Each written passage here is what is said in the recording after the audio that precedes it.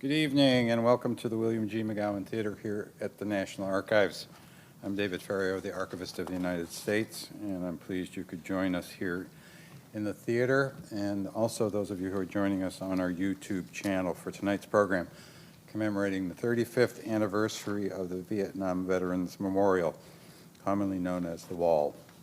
We're honored to have as our special guest Jim Knox, who is President and CEO of the Vietnam Veterans Memorial Fund, author and historian Kristin Ann Hass, Dewey Felton Jr., first and former curator of the Vietnam Memorial Collection, and our moderator Mark Lawrence, Associate Professor of History at the University of Texas at Austin.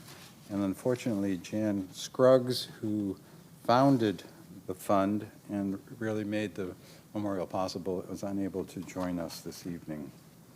We want to thank the Vietnam Veterans Memorial Fund for collaborating on the program and assisting us with compiling the images that will be shown as part of this discussion. Tonight's program is one of a series of discussions, film programs, lectures, and other events we're presenting in conjunction with our new exhibit, Remembering Vietnam, which opened yesterday in the Lawrence F. O'Brien Gallery upstairs. Another related program is coming up on Tuesday, November 14th at noon, when author James Wright will discuss his new book, Enduring Vietnam, An American Generation and Its War. To learn more about these and all of our public programs and exhibitions, consult our monthly calendar events online at archives.gov and check our website or sign up to get email updates. You'll also find information about other National Archives programs and activities. And another way to get more involved with the National Archives is to become a member of the National Archives Foundation. The foundation supports all of our education and outreach activities, and there are applications for membership in the lobby.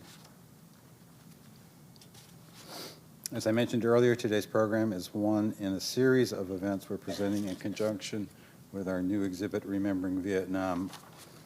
The exhibit is a media-rich exploration of the Vietnam War, featuring historic analysis as well as interviews with American and Vietnamese veterans and civilians with firsthand experience of the war's events.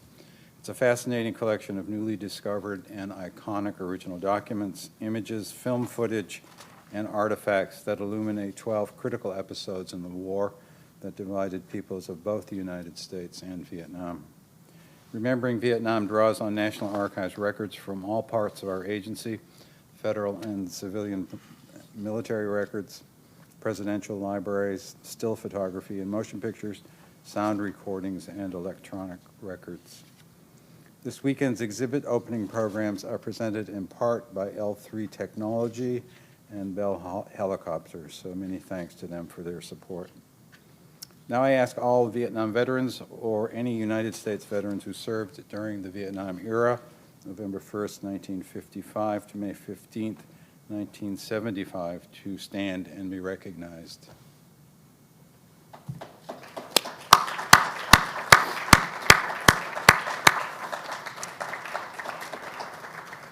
Thank you for your service and welcome home.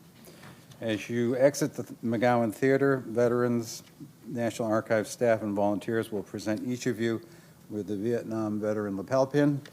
On the back of the pin is embossed, "A grateful nation thanks you and honors you." The United States of America Vietnam War Commemoration is a national initiative, and the lapel pin is the nation's lasting memento of thanks. I told you that the National Archives Foundation supports all of our education and outreach activities, and I'm pleased to introduce Alelia Bundles, who is the president of the foundation. Alelia?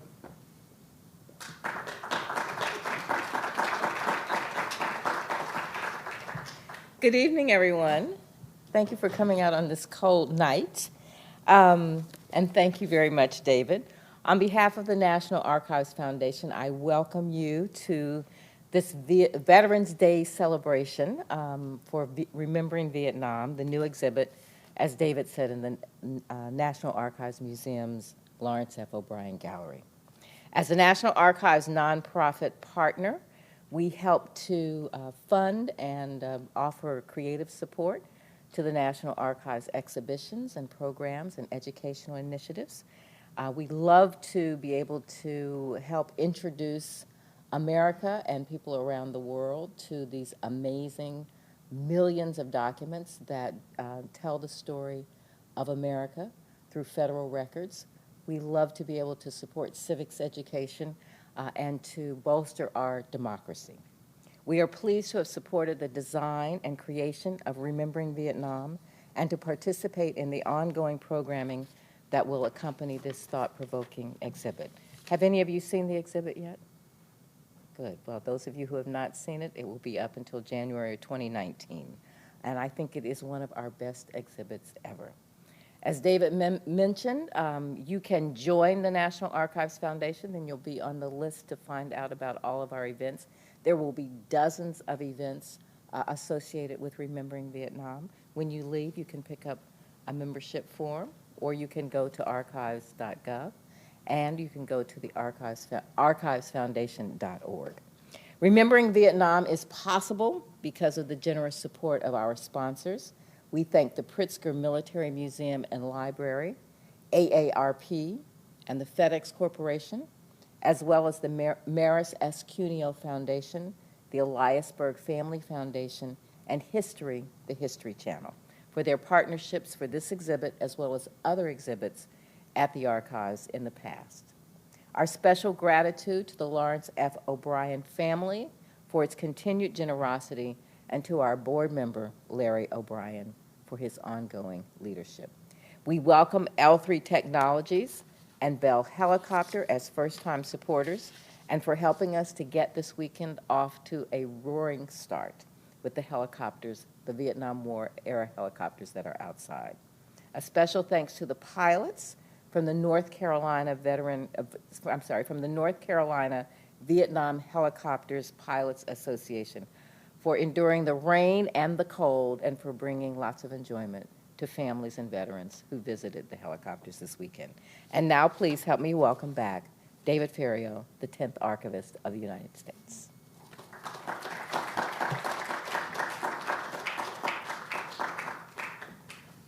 And now it's my pleasure to introduce our moderator, Mark Lawrence, is Associate Professor of History, Distinguished Fellow at the Robert S. Strauss Center for International Security and Law, and Director of Graduate Studies at the Clements Center for National Security at the University of Texas at Austin. He's the author of Assuming the Burden, Europe and the American Commitment to War in Vietnam, and The Vietnam War, A Concise International History.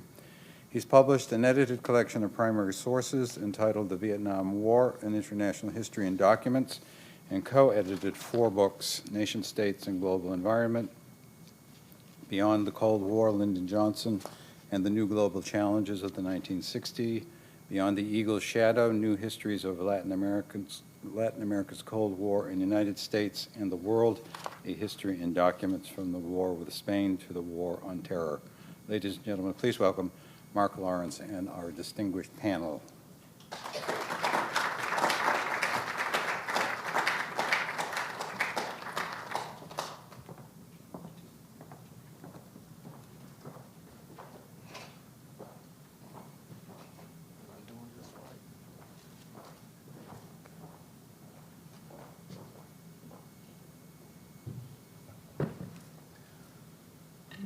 Thank you very much, Archivist Ferriero and Chair Bundles, for that kind introduction.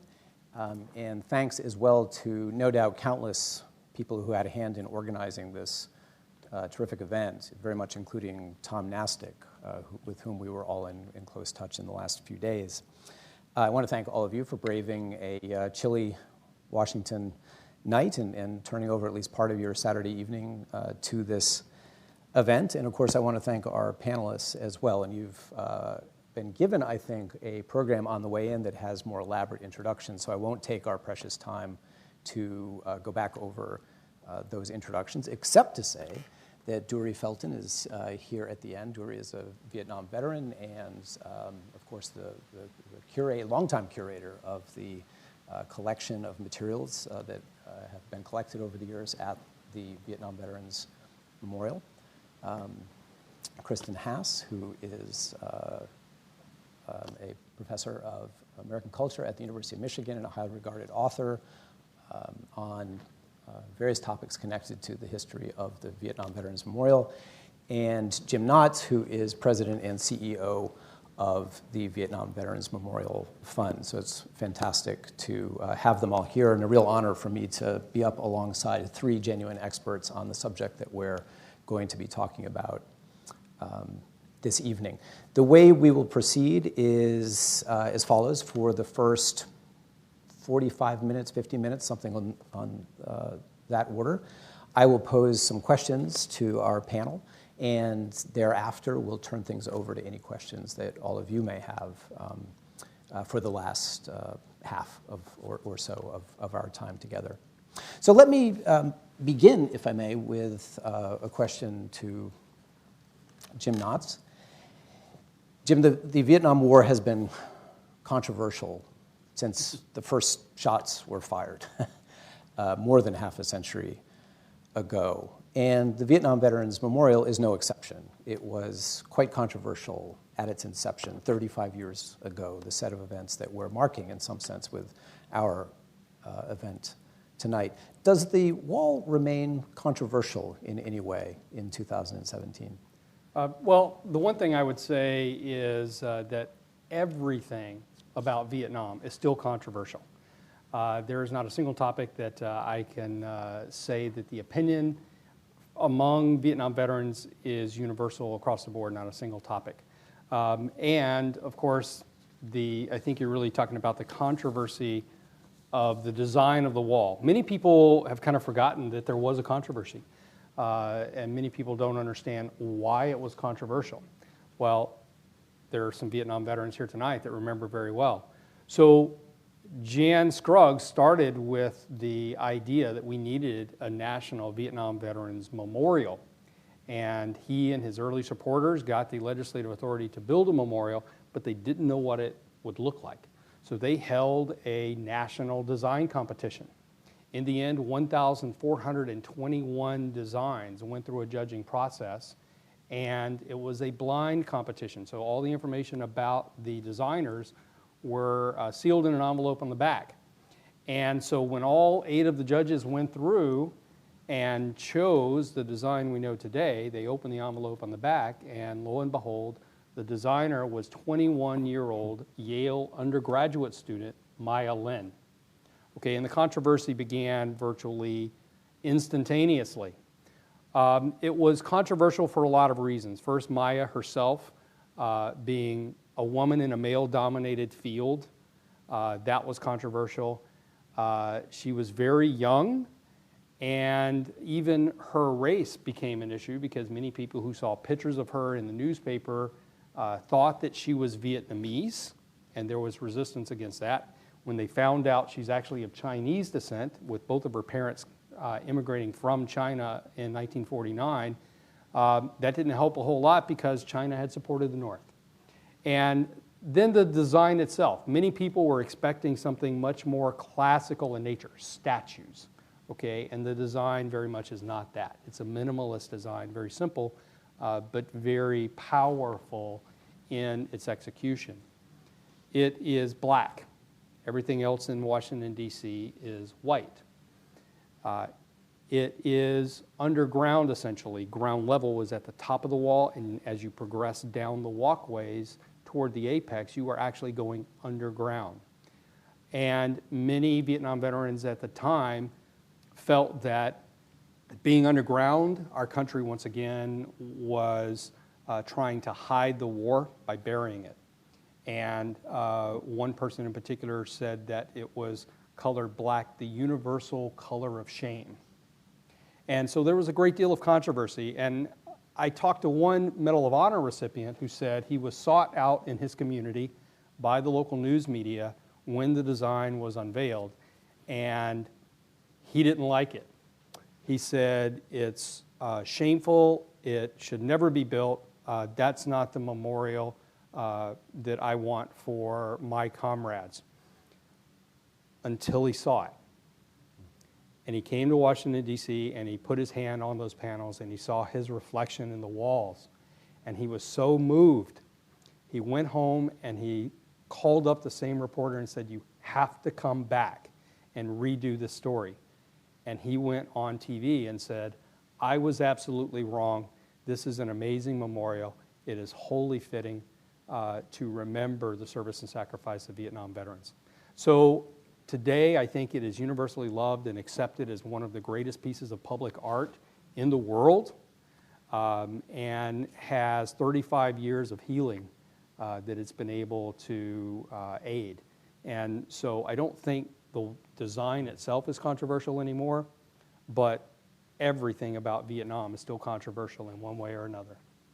Wonderful, thank you. Let's go a little bit further on the theme that you bring up in the last part of your comments. The wall is now so broadly accepted, indeed cherished, as a really truly iconic piece of art with national and international implications.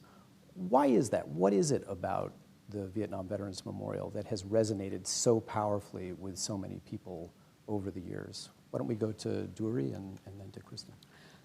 My theory is that the public really decides what will be the memorial to a particular event. If you look across the United States, there are numerous memorials to the Vietnam War. But for some inexplicable reason, the public has decided that the memorial, the wall on the National Mall, Washington, D.C., is the memorial as regards to that war. And again, it's the public that decided.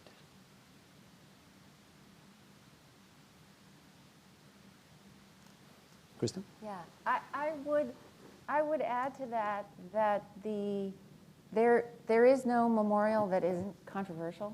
Memorials are built because there's somebody who feels, a group of people that feel compelled to give an event a particular kind of contained meaning. When we have a clear shared understanding of an event, we're much less interested in building a memorial for it. That's why after the Second World War, most veterans had no interest in a symbolic piece of stone that expressed what that war was about, because it was pretty clear to so many people what that war was about, what it had meant to serve, and what it meant to die in that war. So the Vietnam Veterans Memorial has been so spectacularly successful because it responded to a real need in the culture to come to terms with what the war meant, how it changed, what it meant to serve in a war in the United States, what it meant not to survive a war in the United States. So I think the time that there was a need for the memorial, and then both Jan Scruggs and Milan were just so smart about how to respond to that need. Early on in the process, one of the newspaper articles that Jan Scruggs wrote was organized around a poem by Archibald MacLeish, who was a Librarian of Congress, a veteran, a poet. And the title of the poem is "Young Dead Soldiers Cannot Speak." And it was a poem written in 1943 about the debt that Americans owe to soldiers who can't come back and speak for themselves. And the way in which Jan Scruggs and the people he was working with organized the foundation of the memorial around not the war but the soldiers, and around an articulation of the debt that everybody owes to people who serve, and particularly the people who serve and don't come home. So the idea that it would be a memorial for veterans, that it would be a memorial that included everybody's name. In the United States, we have lots of little small town memorials that will list the names of those who died. But the idea of a national memorial that named everybody who didn't come home from a war was a new idea in the United States, and it had a profound impact. And then what Maya Lin was able to do with the perimeters of the call for the memorial, the way in which she really imagined people having an intimate experience with loss, without making a judgment about the war itself. She asked visitors to go into the earth, see themselves reflected, see the name themselves, and then either Lincoln or Washington behind them. She really imagined a kind of intimate experience. And I think all of those things together not only made this memorial really important, it changed memorial culture in the United States, and it changed the way we think about what it means to serve in the United States military, which is an incredible thing for a couple of pieces of stone to be able to accomplish. Well, one thing Kristin said that I'd just like to point out, I think it's critical, and that is that this is not the Vietnam War Memorial. It is the Vietnam Veterans Memorial. And so the names being the embellishment, the thing that you see, the thing with which you interact at the memorial is all the more fitting because it is a memorial to the men and women who served, the men and women who died, and those who came home, not to the war itself. Clearly, the fact that the Vietnam Veterans Memorial has all of the names is one of the, if not the most distinguishing characteristic of the monument. Are there any other monuments that predate the Vietnam Memorial that have that feature, that prefigured in some ways the Vietnam Wall? Yeah. Milan was a student taking a funerary memorial architecture class at Yale, and she was studying the memorials in France, the World War I memorials in France. And one of the challenges for the French and the British after the First World War was the combined problem of the number of soldiers who were missing in action. The trench warfare was not conducive to being able to retrieve the bodies of the dead. And the problem of, so the sort of series of problems, the number of missing, the disconnect between the scale of loss and the reasons for that war created a big problem for remembering it. How do you remember it? And the French started this, what's been described as a memorial by veils of names. And they covered existing buildings, and they big new classical memorials that were just these long, heartbreaking lists of names. So Maya Lin was studying those when she was at the point where she produced her design. Those names are alphabetical, and they're very moving to see, but they're also, you kind of get numb if you're standing in front of those lists. What she did was she listed the names not alphabetically, but in the order in which people died. And that is hugely effective because when you're standing there, it's not an alphabetical list. It's a list of names of people from every different background in the United States.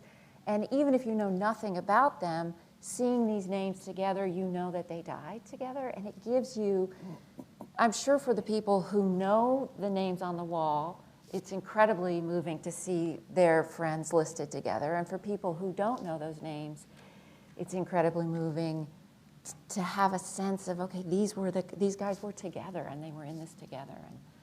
And I think that's a big part of why it's effective. Thank you. Dury, please. There was a foundation for the construction of the Vietnam Veterans Memorial. And you have what's known as enabling legislation.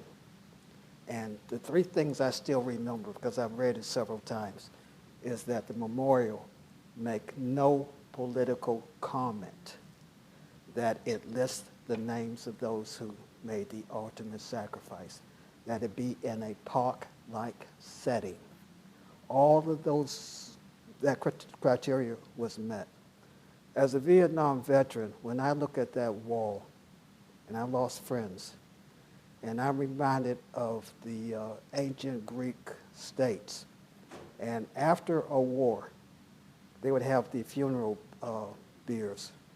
And mounted on them would be a representation from each tribe. But one of the biers was always empty, and that was to acknowledge those whose body was not recovered. When I look at the wall, we have those whose bodies been recovered, those still B&R, body not recovered. And I always think about that, the Greeks, and how they honored their warriors. And I also remember something else about the Spartans. There were only two groups within the Spartans that were allowed headstones. There were women who died in childbirth and warriors who died in battle. And they were honoring those individuals who served the country. Jim, we have a few images from the early days of VVMF that we can project up here on the screen. If I scroll us through these, perhaps you could tell us a little bit about what's going on in some of these shots.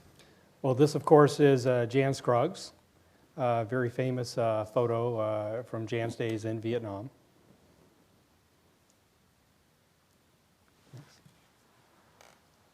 This is one of the early meetings. When Jan had the idea for the memorial, he was going around and attending meetings of Vietnam veterans and saying, we need to have a national memorial. And there were a lot of veterans that said, no, we don't need that. We have all these injuries and conditions, and we need the government to focus on helping us with our medical benefits and everything. And Robert Dubeck was also a Vietnam veteran and attended one of those meetings and heard Jan and went up to him afterward and said, I think there's a lot of merit to that. And this looks like one of those early discussions, either with other veterans or after they had formed the Memorial Fund, and we're talking about what they were going to do with the design competition. One of the interesting things about that photograph is how few people there are. I mean, one of the interesting things about this story that we'll talk about is this project wasn't on memorials, were out of style. This was not really on anybody's radar. And he would hold press conferences, and this would be the turnout, which is kind of different from what it would be if you hold a press conference for any kind of memorial today. Absolutely. And I'm not sure which ceremony this is. I think this might have been the groundbreaking. What I want to point out here is you see the person standing behind Jan wearing the cap, obviously representing one of the many fraternal military organizations that supported the development of the memorial in the early days. This is the Rose Garden. President Carter is the president who had the honor of signing the legislation authorizing the Vietnam Veterans Memorial. And this is the press conference unveiling Milan's design. Also a fairly iconic photo showing the two of them with the model, the first real model depicting what the memorial design would look like once it was in place. Now, I mean, the design competition, they were basically storyboards, and there are some other photos. I think we might have one here later of her actual design submission that almost looks like a colored charcoal drawing. And so it was very flat, and they knew that because it was a fairly minimalist design approach, that they had to give people something where they could really get a sense of what this flat drawing and description might look like once it was installed. And so this is one of the early models. This is Maya's design submission. And so you see the different angles from which you would see the wall. And in the bottom picture, if you note, the green, the grass goes right up to the wall.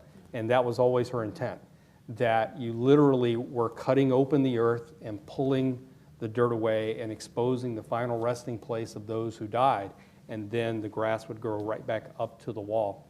Of course, for practical purposes, we've had to put in the walkway and then also the lighting on the ground, just for public safety.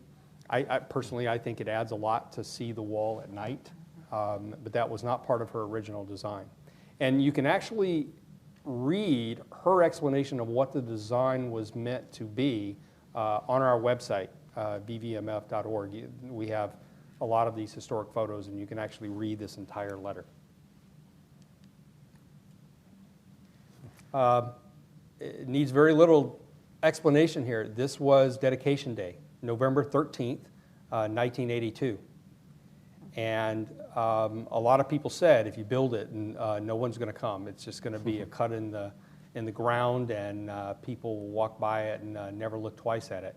But the reality was very, very different. And tens of thousands of Vietnam veterans came. It was a whole week of celebratory activities, including a march by Vietnam veterans, a parade, if you will, the parade they never received when they first came home. And these were the throngs of people. Interestingly enough, because there was no walkway at that point, it was an absolute mud pit down at the apex. And after the crowd started thinning out, after the Veterans Day week and the dedication period, they actually went back and completely resodded the area right in front of the wall. Great, thank you. These photos don't touch on one other issue that I might ask you about while we're on the subject of the original construction and planning for the memorial.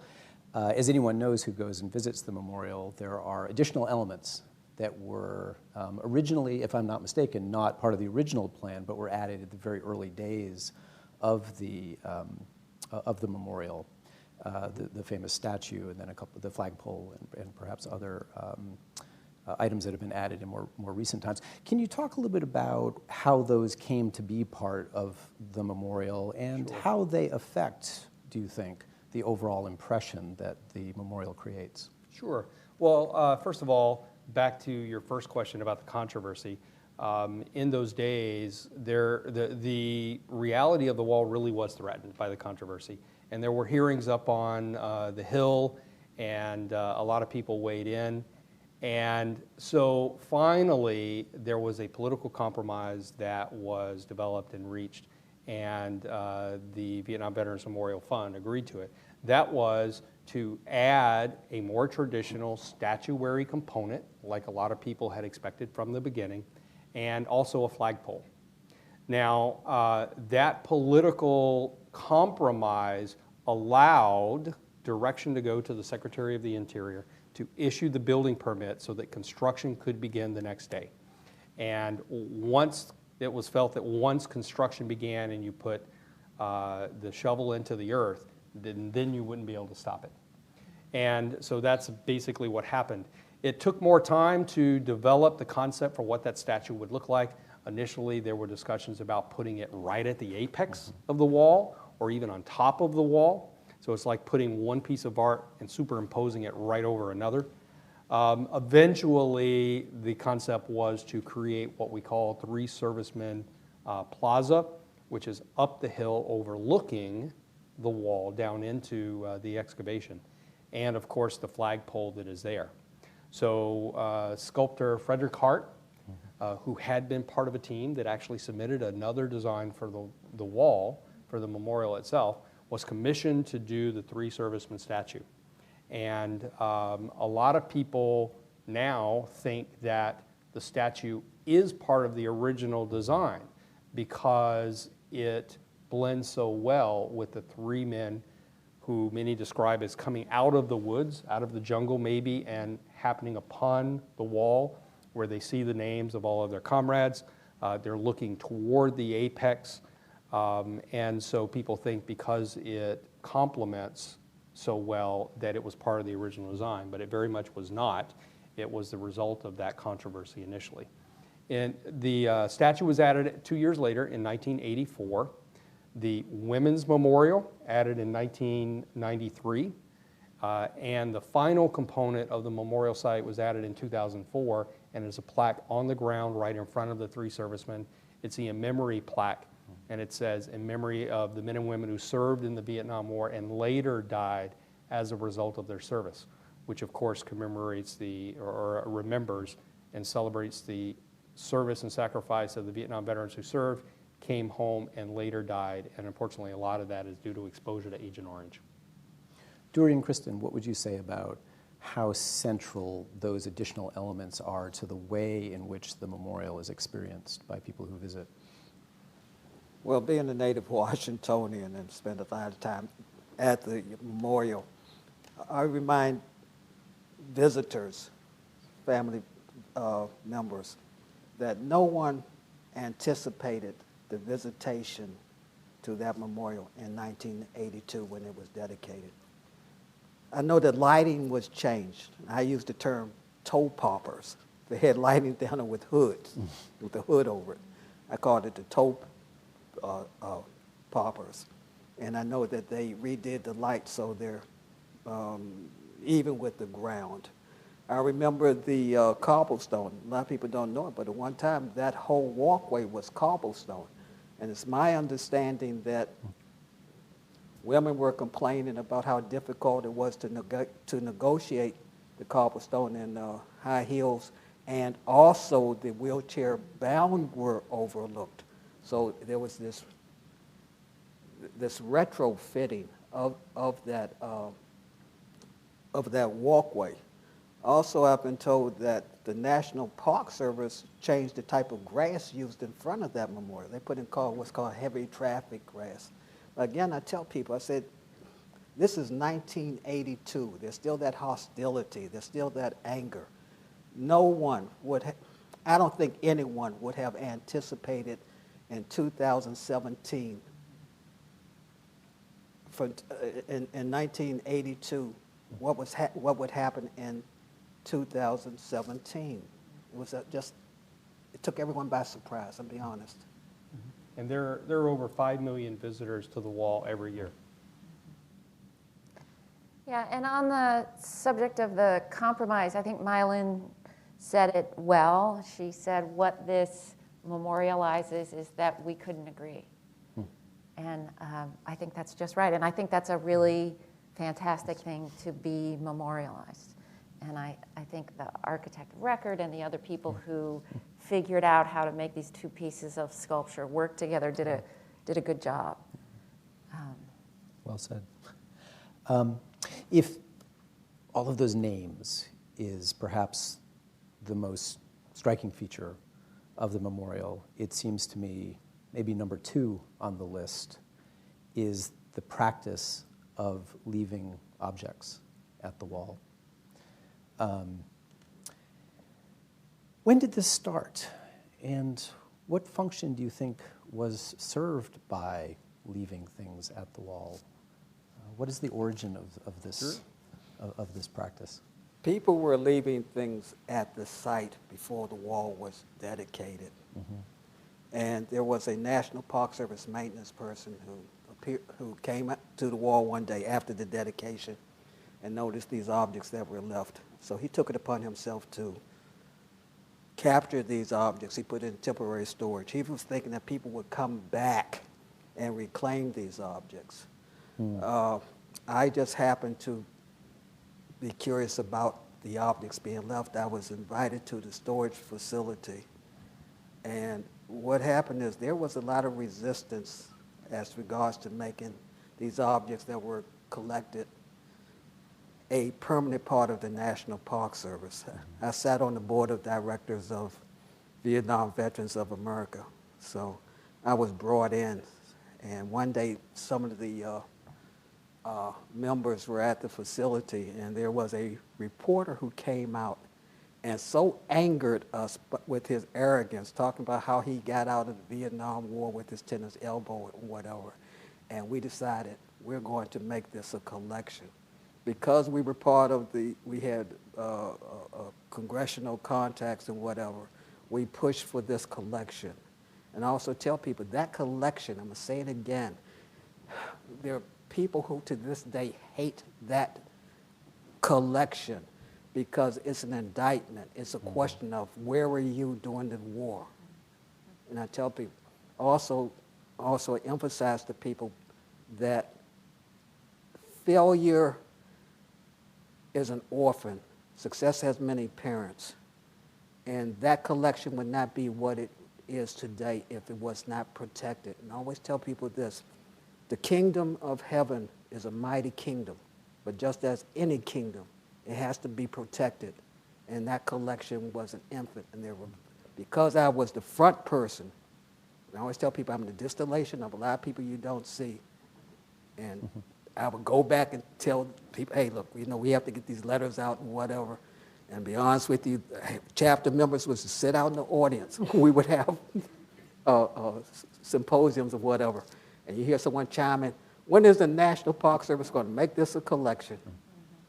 And there was a lot of debate. And I remember when Pam West, who was the director, she was a war protester, but she was very firm in her commitment to making this a collection. I remember to this day when she walked in and said, Dury, as of this day you may add the C.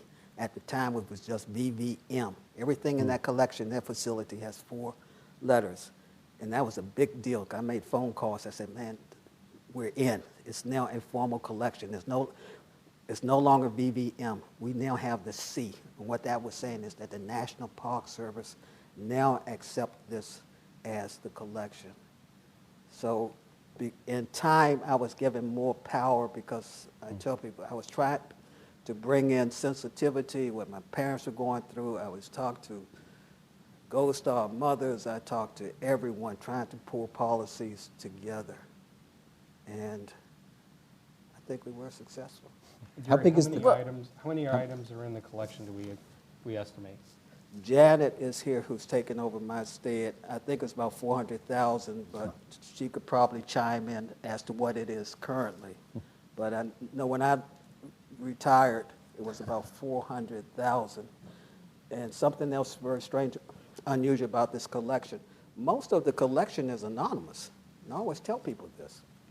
But we don't know, I can identify the object, but in the absence of direct donor information, I will not declare the meaning behind the object.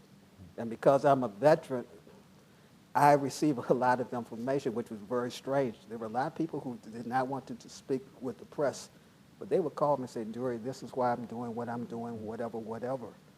So I was trying to capture that information. But I don't know exactly what the number is now, but Kristin, Well, he's very modest because he is the shepherd of this global cultural phenomenon that emerged at the memorial. And there are plenty of people in this room who are under 40. People under 40 don't understand that it hasn't always been the case that when there's a tragedy, people bring their teddy bears and their combat boots. But in fact, this practice that is, we see at Ground Zero, Shanksville, Columbine, anytime there's a big scale tragedy in the United States, people bring their stuff. And that is something that just simply did not happen before this memorial and before it produced this collection. And all of those people, Oklahoma City, this stuff starts to show up and they call him and say, okay, what do we do? So the memorial changed what memorials mean, but they really changed how we grieve. And the kinds of things, I remember an early phone call with the folks in Oklahoma City, and I was saying, okay, going through the list of things that I see at the memorial in Dury's collection, are you getting this? Yeah. Are you getting this? Are you getting this? Yeah. It was pretty remarkable. And now young people just think, something happens, people bring their stuff. But in fact, it's a very specific product of this place and this generation of Americans who produced it. And it's been contagious, and it will last for a long time. Kristin, what's your sense of why this happens? What is the specific need that is gratified by leaving an item So we may have different You go first. answers to this, but that's why I wrote a book about this, and I was just really curious. I was working at the National Museum of American History, and my job was to find the best objects for an exhibit on everyday life in the 20th century. So it was a super cool job. So, what are the best ways to tell objects with which to tell the story of American life in the 20th century? And I was young and energetic, so my lunch hour I'd run past the memorial. And one day I stopped, having seen all of this stuff on my runs, and I realized, oh my God, they're doing exactly what we're trying to do in the museum, but nobody asked them to. It's completely uninvited, unheard of. But people are bringing their incredibly intimate stories, the things that people bring. Some of it is school groups, but a lot of it still to this day is incredibly intimate material objects that people bring. So I was just completely fascinated by that. And I was trying to figure out, where did it come from? What does it have to do with? And I was staying with a dear friend who's Puerto Rican, and she happened to say, well, Puerto Ricans won't leave anything, in this way that made me think, And I showed up the next day and I said, Derry, you ever see anything from Puerto Ricans, Puerto Rican flags? And he said, oh, yeah, all the time. And then I started looking, and after a while I realized there was a lot of Puerto Rican identified material. There was a lot of Catholic kind of objects. As Derry said, most of the stuff that people leave is not identified, so there's no way to know who it came from. But as I so to figure it out, I studied two things. I studied the history of the way that we have treated soldiers killed in American conflicts, so war memorials and burial. And one of the things that most, certainly young people, don't know, but until the middle of the Civil War, if a soldier was killed serving the United States, we dug a shallow grave, threw a little dirt on it, and moved on.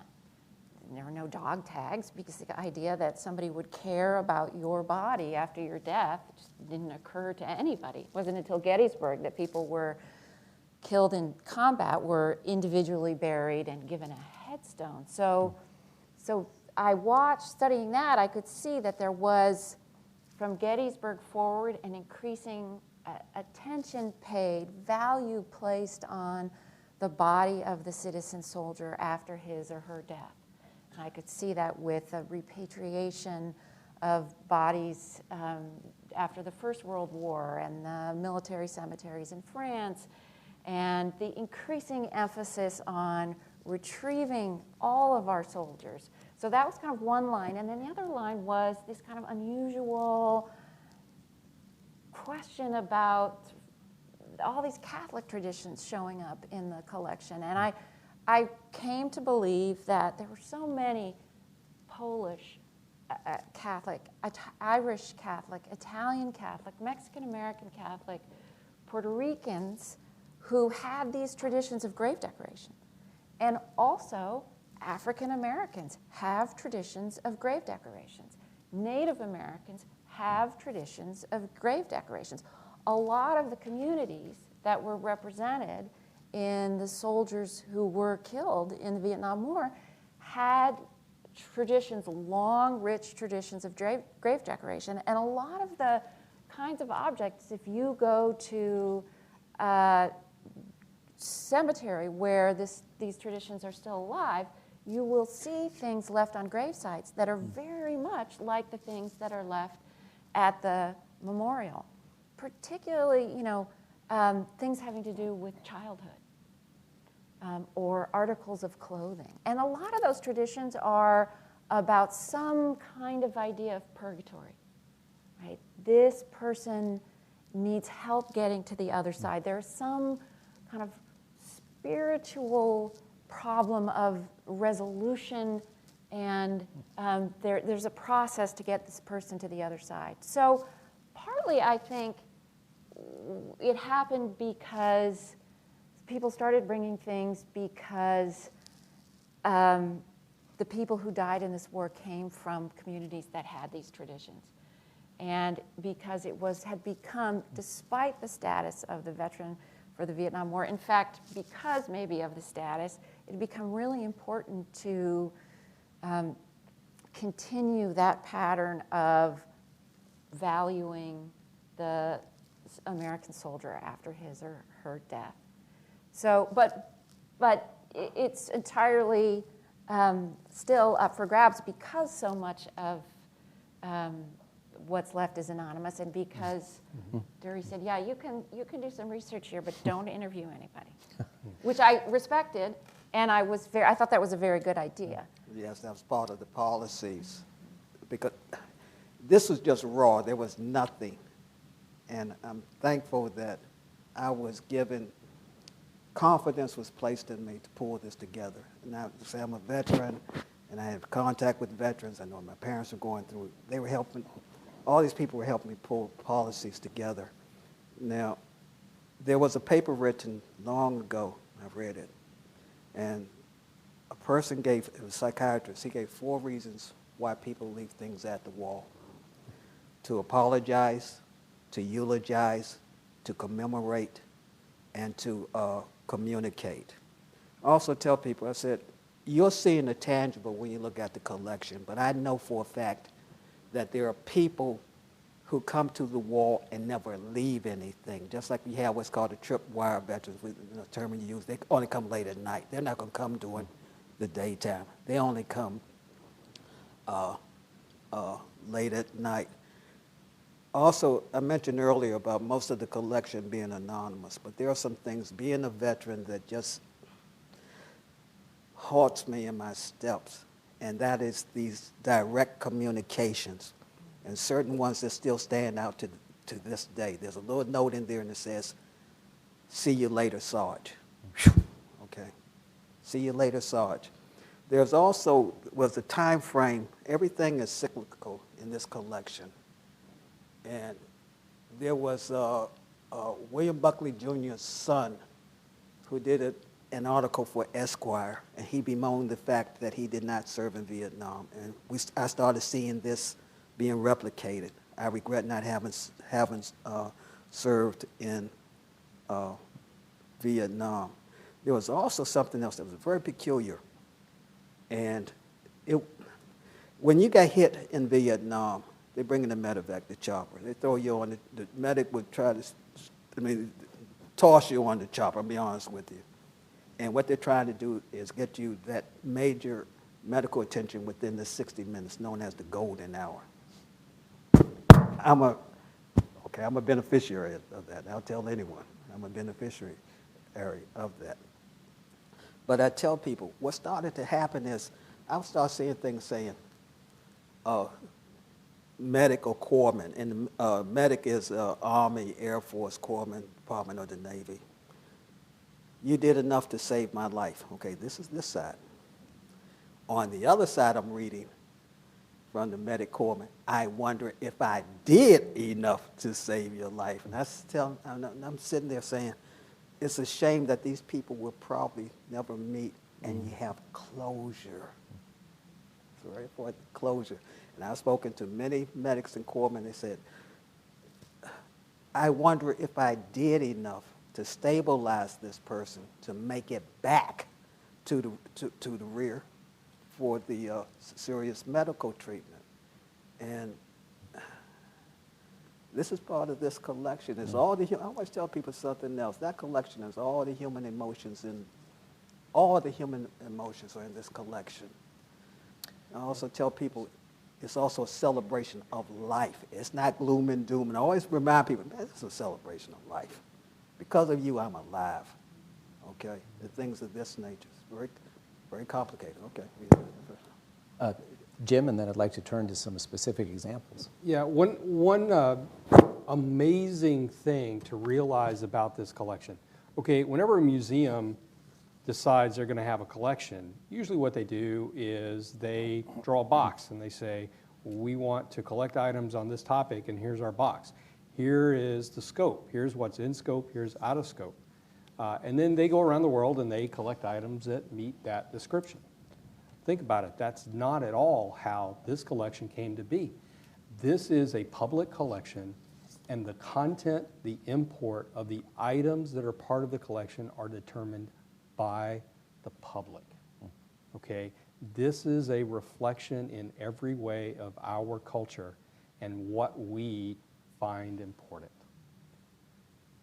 And also, Maybe we can take this to the next level by talking about some specific examples. I think, if I'm not mistaken, at least a couple of members of the panel, I think all three have chosen some particularly striking examples of objects left at the wall. So whoever chose these can chime in and tell us the story behind these pictures. well, I can tell by the photograph that he's an enlisted personnel by the direction of flight of the glider. He's enlisted personnel by the cross rifles on the blue disc. I'm looking at the beer, and that's something else about the collection. I did not know there were so many brands of beers in the world. Okay, I had no idea. And I used to be asked, what's the most popular beer that was left? Bud. What's the most popular liquor? Jack Black. Lots of cans and bottles of beer, lots of times with a note that says, you know, I promised you a beer when we got back.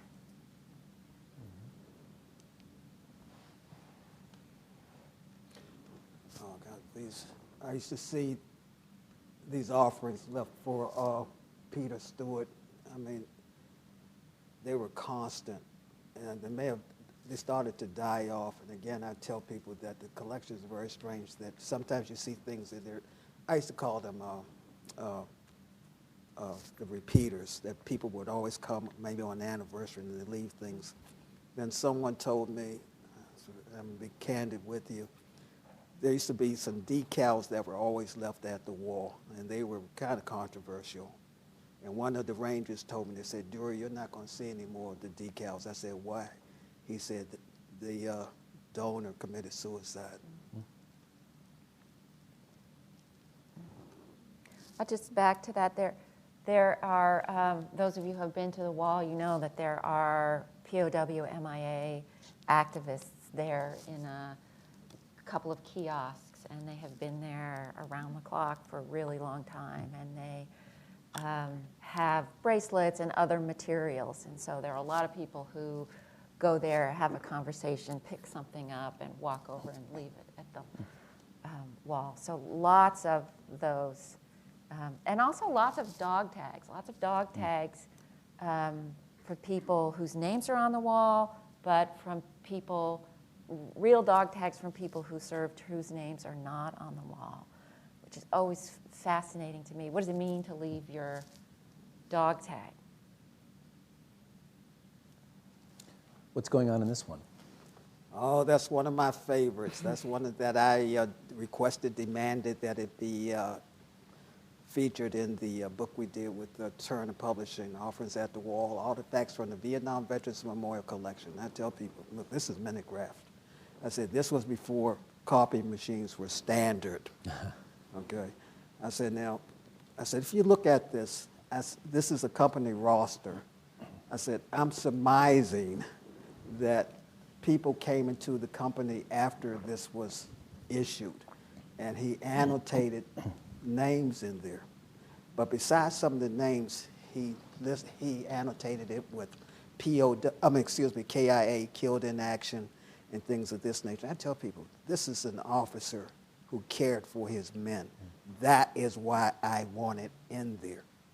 Because this was before the standard Xeroxing and whatever. This was somewhat labor intensive to do this. I used to do it, so I know that.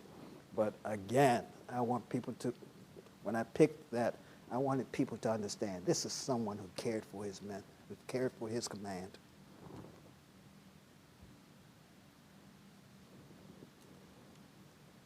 Oh. There's so many flags. So many flags, and some of the policies have changed over the years. Flags, people would, to a military cemetery or to a soldier's grave, before this collection, bring a flag. And there are a lot of flags that are not marked, but one of the things that's unusual about the flags that show up at the memorial is often they come with something or they have writing on them.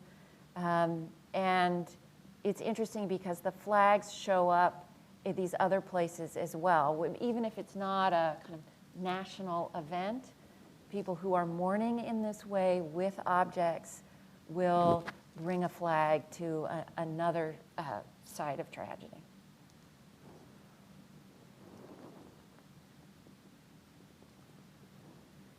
Dury, do you know this one? No, I did not pick this one, but I'm looking at his chevrons, and this is subdued. Mm-hmm. So this is one of the changes in Vietnam, and that is you had what's called full color, and someone realized that you were getting people killed. Now, if any of you have ever seen the U.S. Army first cab insignia, it's about this large with the big horse on it and whatever. Now, can you imagine going through the jungle in full color? So during about 1960s, whatever, the Army started going, subdued. So that was one of the changes. Plus, I'm looking at his T-shirt, and it's white. Okay, and I'm wondering, no, you're not going out on patrol with me, right? You're not going out on patrol with me, no. But things change, and this is part of the transitions. Oh yeah. Lots of teddy bears. Lots and lots of teddy bears. Also, a lot of people don't realize. Okay, this is U.S. Army Special Services. There's another aspect of casualties, and a lot of people not realize it. You had things like, Rome, Rome equipment. They did what we call bulldozers and things like this. Some of those people were sent to Vietnam by the corporations to monitor how the equipment was functioning. Some of those people were killed and wounded, and a lot of people are not aware of that. Mm-hmm. Contractors. Mm-hmm. Right. And it's no different from other wars. It was the same thing. And if you remember the Civil War, there were European nations who sent representatives to look at the tactics being used in the Civil War. So that's nothing. Everyone wants to know how this equipment works, because we may incorporate it and whatever. But again, that's something that I realize is very seldom mentioned, that there were contractors who were out in the field or whatever, and some of them were killed and wounded. And there were civilians. They were civilians. There were donut dollies or other civilians that were volunteering with the USO or morale groups like the donut dollies and others. They did lots of different kinds of jobs. Just to go back Please. to the teddy bear, the range of kinds of teddy bears, I mean, one of the things that's interesting about the collection is some look like they came from the Ramada Inn gift shop, and some look like they could have been really loved by a child. The number of toys and objects from childhood was really striking to me when I was going through the collection years ago, and I think that had to do with just the age of so many of the soldiers. They were so young, and you think about what a young man would leave in his room, or a young woman would leave in a room when she was leaving, and what it would mean to bring that object. Are you bringing it to comfort the child? Are you bringing it, there are a million different ways to interpret it, but some of the objects are quite new, but many of them, and I'm just fascinated that still, 35 years later, many of the things that are being left really are come from 35 years ago or earlier, are directly connected to an individual whose name is on the memorial. Also, one last thing about the teddy bear. If you look at the teddy bear is bearing lipstick. That was left for Ross Muskrat. I'm trying to remember her name. But that is a female teddy bear. But right, the lips, yes. This is a Purple Heart medal that has been taped or somehow affixed to the wall. Lots and lots and lots of these. As a matter of fact, as the story goes, that we've been able to chase down to virtually confirm is, well, most people don't realize that the granite panels of the wall actually hang on concrete walls behind them. And so they were mixing a lot of concrete on the site when they were building the wall. And the story goes that a gentleman came up to the construction barrier and asked one of the workers there if he could leave his brother's Purple Heart medal, and he threw it into the concrete. So the practice of leaving items at the wall, as Jury said, is older than the wall itself. It's literally built into the wall from the ground up. Also, when I look at the Purple Hearts, I remember that in anticipation of the invasion of Japan during World War II, the Department of Defense had an inordinate number of Purple Hearts struck. It's my understanding that those Purple Hearts were issued through the Vietnam War.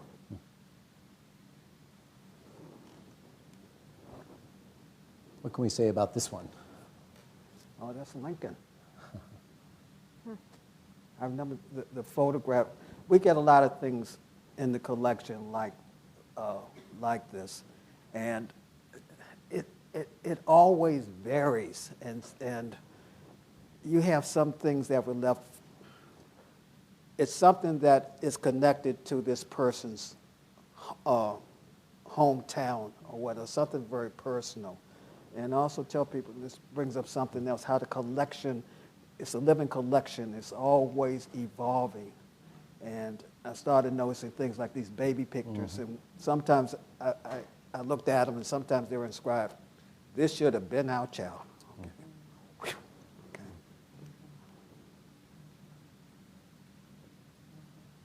Lots of pairs of boots. And I think this is the one that I know so well. It's one of my favorite items in the collection, left by a Marine that served war boots through 2 tours in Iraq. And the note he left with the boots said that he was leaving them in honor of the Marines who served during the Vietnam War. And he said something to the effect of, if your generation had not come home to insults and jeers, I would not have come home to handshakes and hugs. And I think that really speaks to that commitment from one generation to another. Those of us who have worn the uniform are part of a legacy of service that spans conflicts, that spans service, that spans years. And I think it's important to show how even our most recent veterans, those even still serving today, recognize the service and appreciate the service of our Vietnam veterans, those who came before. When I was sending out objects for loan, one of the things they would request is boots. I always tell them, that is a candidate. That has life. Those boots were made for walking. I would not send out anything that looked as though they were surplus, recently purchased. Also, there was an event called Walk Across America. Memory serves, it started in California, ended at the wall. So all these boots are in there. What's so strange is there's one pair of boots. There's a single pair of boots.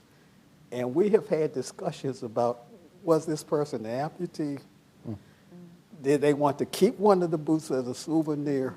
But it's strange because you have, I don't know, hundreds of pairs of boots, but it's just this one single boot. And there's no note from the donor as to why this single boot. And it's driven me crazy these decades. I want very much to open the floor for any questions that you all may have, but just one more question from me to bring this discussion onto a little more fresh terrain here. Kristin, I think you're the person to direct this question toward. Tell us a little more about the impact and influence of the Vietnam Veterans Memorial on other war memorials, either on the National Mall here in Washington or nationally or internationally.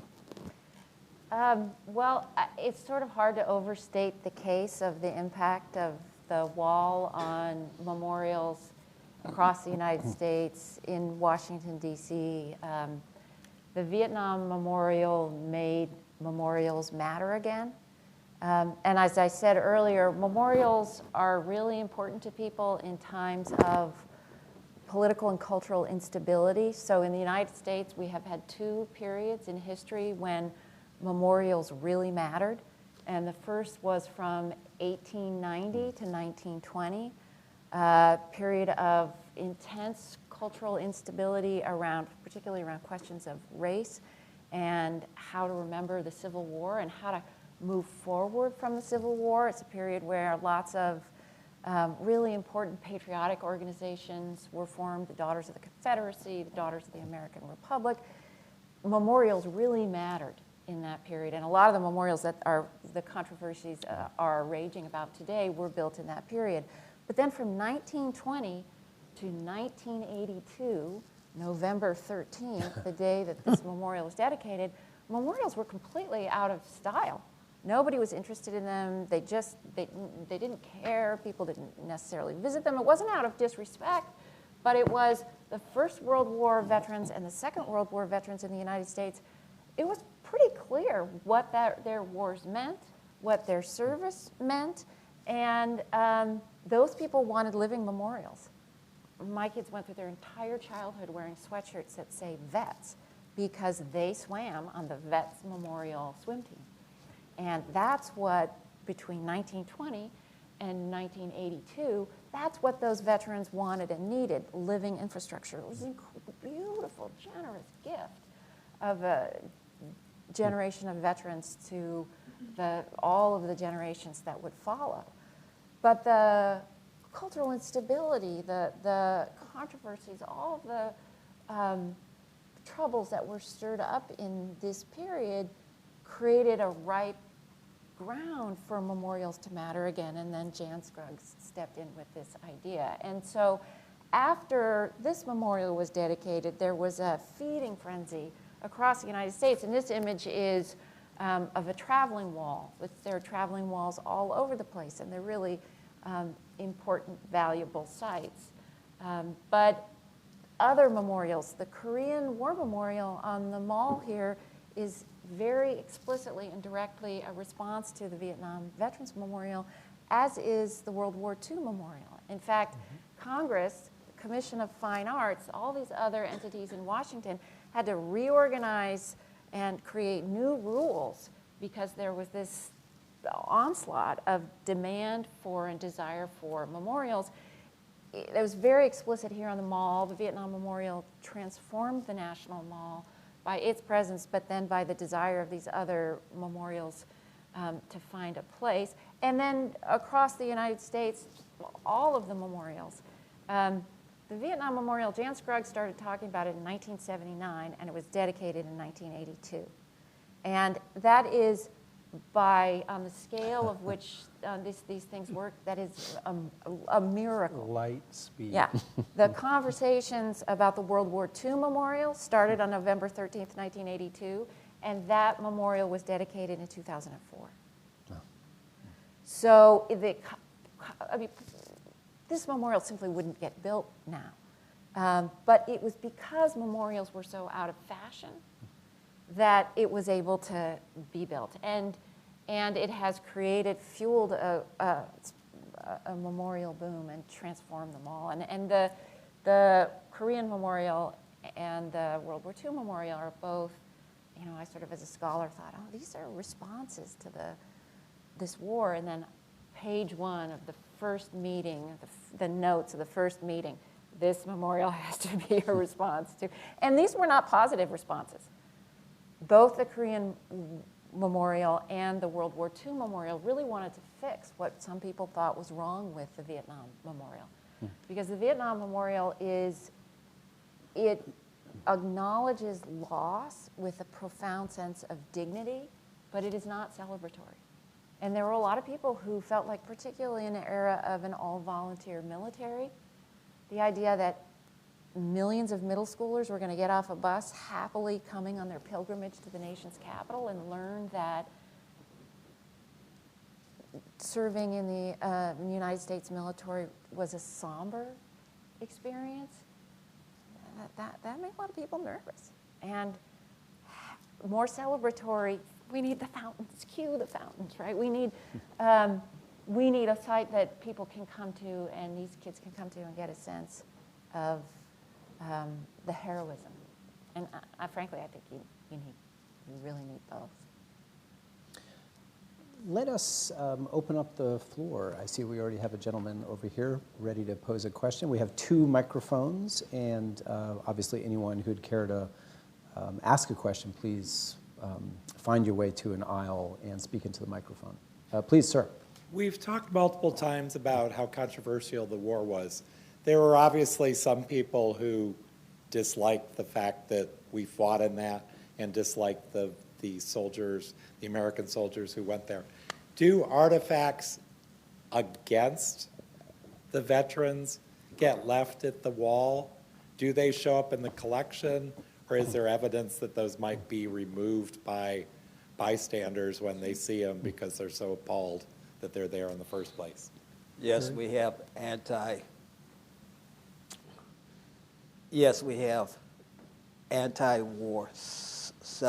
statements. One that stands out in my mind is when we went into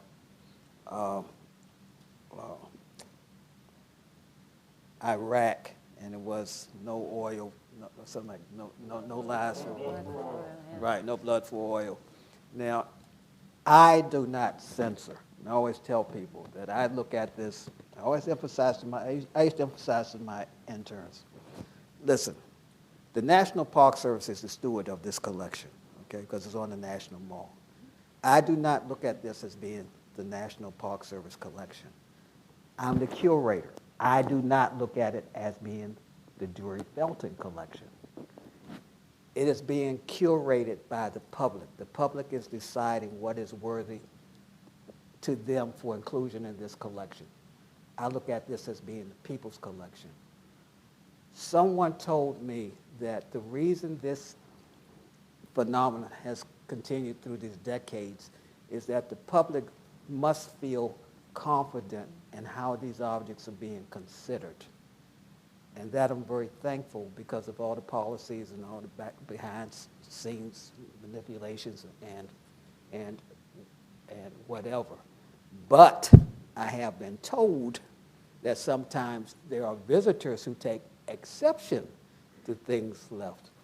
One was a poster. I cannot remember what it was, but they said someone took all these artifacts and put it in front of this lady because of how she was dressed. I also tell people, look, there should be things in this collection that are not. We're all the joints, okay? Let me be candid with you, okay? I know there's a roach, marijuana, the holder. Yeah, roach clip. But there's certain things that should be in here. Now, I was told that sometimes the rangers, they'll see a grenade down there. I can understand that you're going to call the authorities, but they don't know a practice grenade from a real grenade. I understand that. But I always tell people, when it comes into the facility, when I was there, it was part of the collection. I didn't care, the bad, the good, this is the collection. Barry, do you, I think it's really important. I mean, one of the great gifts of this wall is that it helped people to distinguish between an anti-war position and an anti-soldier position. And I think the question was about anti-soldier. Have you, you know it so much better than I do. I never saw anything that was anti-soldier. Well, because of collection, and I've traveled around the country with it, there was a situation, I remember, it was in New Jersey. The lady walked up to me and apologized. She said, when I was younger, I was calling you soldiers baby killer. Now, personally, I was called a baby killer, and I still remember to this day. But she apologized and broke down and started crying. So the collection itself, I feel that it causes people to reevaluate. Okay, but the war ended. America's military involvement ended in 1975. This is 2017. So people grow. Sometimes they grow. And just quickly to the point about they save everything. I mean, they save everything.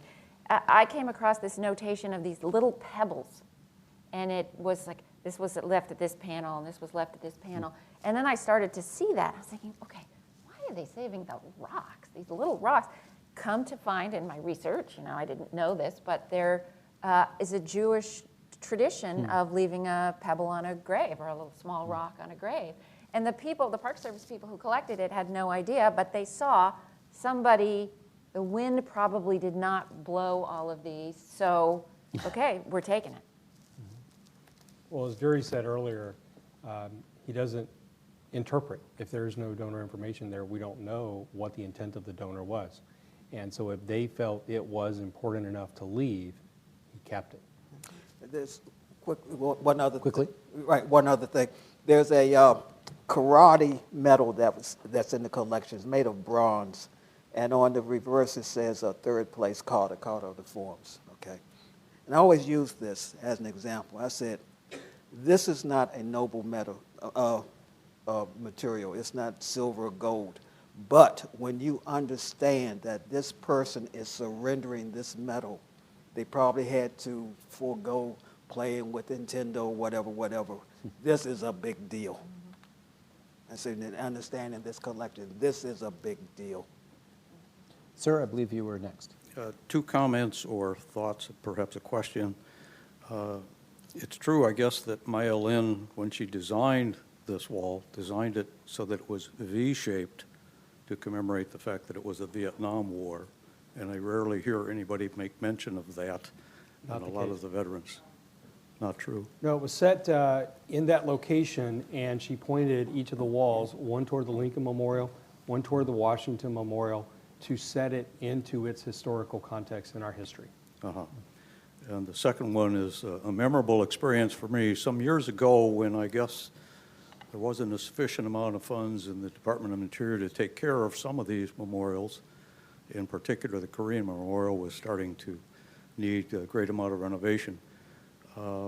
Jan Scruggs had routinely talked groups into coming out to scrub the Vietnam Veterans Wall. And on a Saturday, colleagues and friends who worked at the Coast Guard Center in Alexandria were invited to come out and scrub the wall, and they brought families and friends, and myself, being Army guy, and Air Force people joined them. And we had so many turn out, and we scrubbed the wall in a big hurry, and Jan said, gee, would you all be willing to cart all this equipment over and do the Korean Memorial? And of course, we all said, yes, absolutely, and we did that. And we did see about a disrepair of that memorial while we were scrubbing it, but had a really good and memorable occasion to do that. So I guess the question is, do we still do civic cleaning of the memorials like that to make it a memorable event for our citizenry? We do. And do we have a sufficient amount of funding in the Department of Interior to take care of them so they don't Never. fall into disrepair? We do the wall washings, and it goes generally from early April and through Veterans Day. We actually washed the wall, the Vietnam Veterans Memorial wall this morning. Vice President Pence joined Secretary of the Interior out at about 6 a.m. with an intrepid group of volunteers, and we washed the wall. We generally wash the Vietnam wall on Saturdays and the Korean wall on Sundays. So that certainly does still take place, and it's an extremely memorable opportunity to be able to go out and put your hands and know that you are physically taking care of these men and women's names. Never have enough money. The National Mall and Memorial Parks, that's the official name of the Park Service unit that takes care of the National Mall and a lot of other things in DC, has the largest deferred maintenance backlog of the entire Park Service system, And the latest number I heard was it's on the order of $800 million. And that is why, one of the reasons why the Vietnam Veterans Memorial is so active, and some of you in this room probably get emails and letters from me all the time asking for money, because we take care of the wall.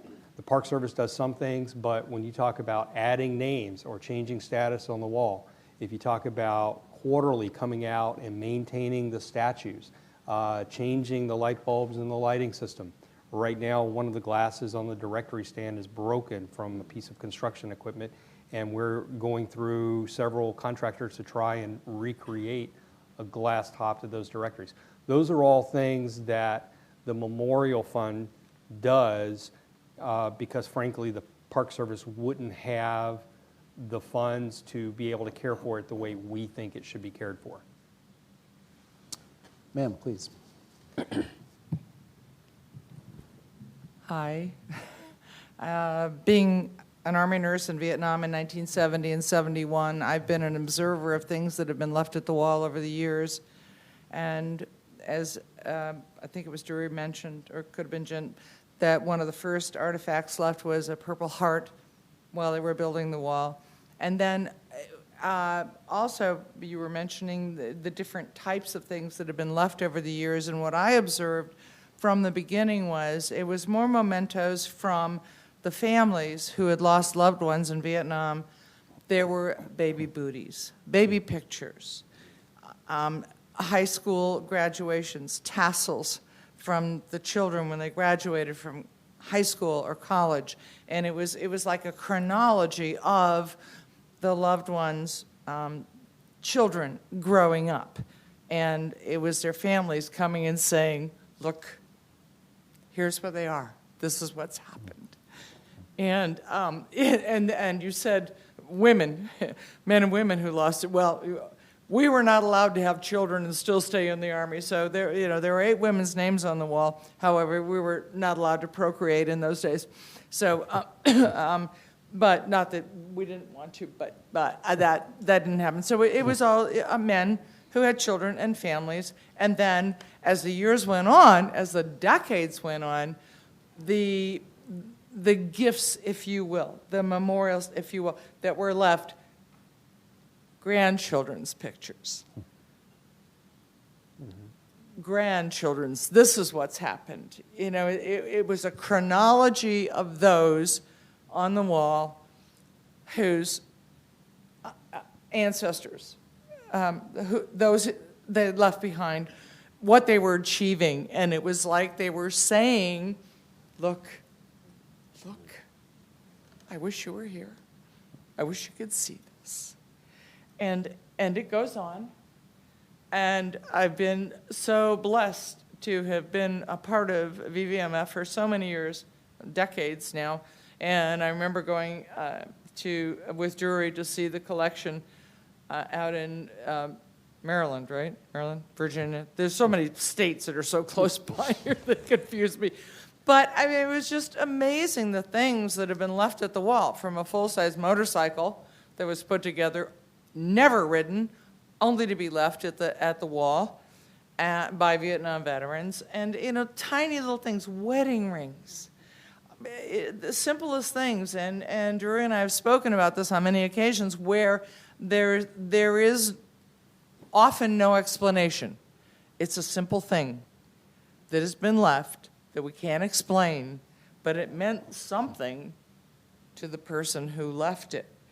And I thought I was inured to everything. I thought, I've seen it all, nothing is gonna hurt me. And then one day I'm walking along and here's a pair of well-worn combat boots with the red dirt of Vietnam still on them. And I told her, I said, it took me to my knees. You never know what is going to touch you, what is going to touch your heart.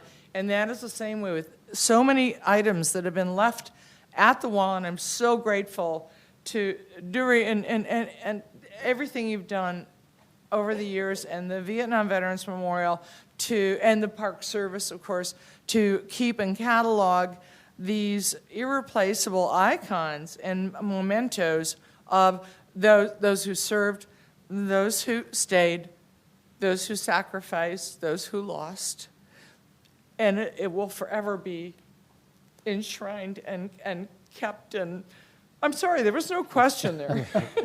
Well, actually, one of the things Janice is talking about is kind of the changing nature, and now items are being left by kids or grandkids. One of the other things that says is, even though you weren't here to see it, your life mattered. Right. Yeah. And it Your also- life goes on. Yeah. That's And right. it speaks to the long ripple of pain of the loss. There was a bunch of stuff yesterday, Daddy, I wish I had just met you just once. And just as you're describing, the kind of, here are my kids, and here's, Exactly, and here we have a perfect example of those who lost, those who stayed behind, those who were born after, and we've got 3 generations. Right in this room.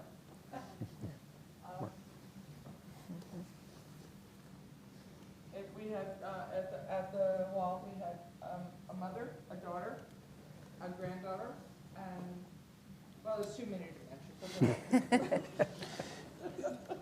Kristin and Judy, this wonderful comment raises the question in my head.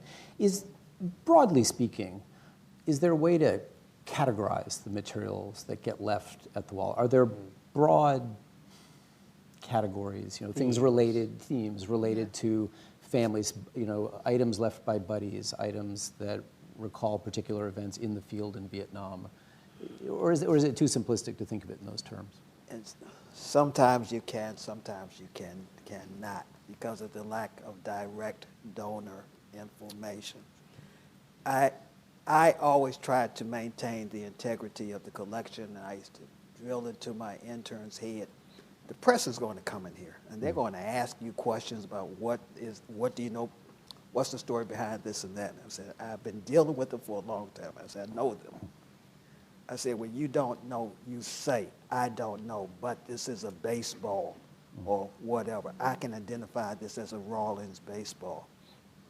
There are subtle things in there, and I really think they're inside jokes. They're really things speaking to other veterans. In your rations, there was ham and lima beans, which had an affectionate name, and no one liked them. Okay, I'm leaving. Okay. Now I tell people, I say, someone left these. I said,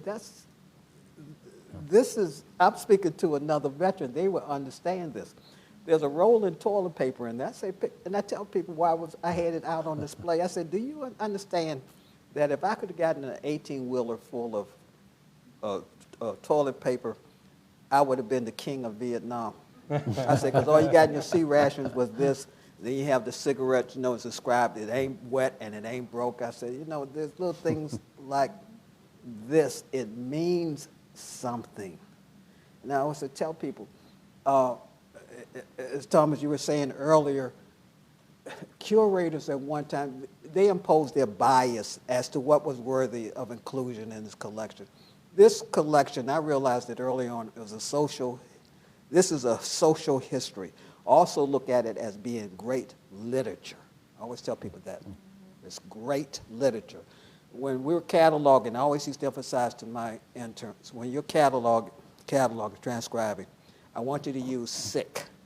I don't want you to correct the spelling. It's a social, it's a social collection. Vietnam is also considered, at least in the United States, it's considered the first war in which published works by non-officers exceeded published works by officers.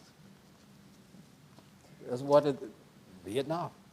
Yeah, and I would just add to that there are communications with soldier to soldier that seem really clear. Mm-hmm. And then there are family communications and other kinds of really intimate communications. And sort of thinking about the long view of this, sort of before Gettysburg, when we just threw people unidentified into a pit, and how it's become so important to to honor and to remember certain things like a bottle of aftershave.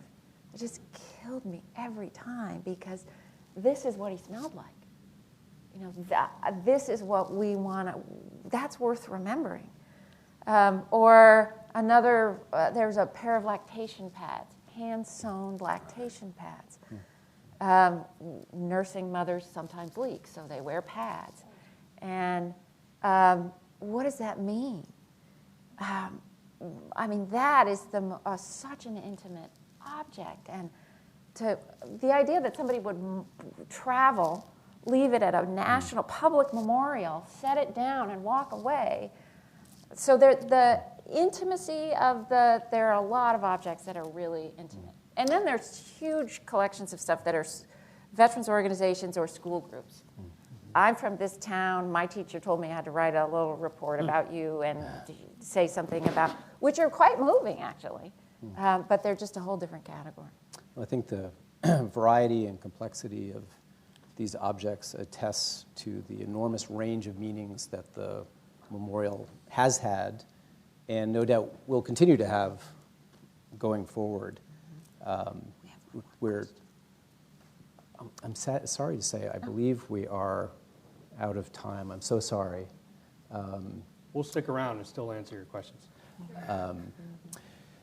But I know VVMF is in many ways closer to the beginning than the end of its life and has grand plans for years ahead, including the Education Center and, of course, the continued custodianship of the wall and all the other great programs that VVMF does. I want to thank Duri and Kristin and Jim and Archivist Ferriero and Tom and everyone else who's had a hand in this terrific event. Thank you so much and have a great night.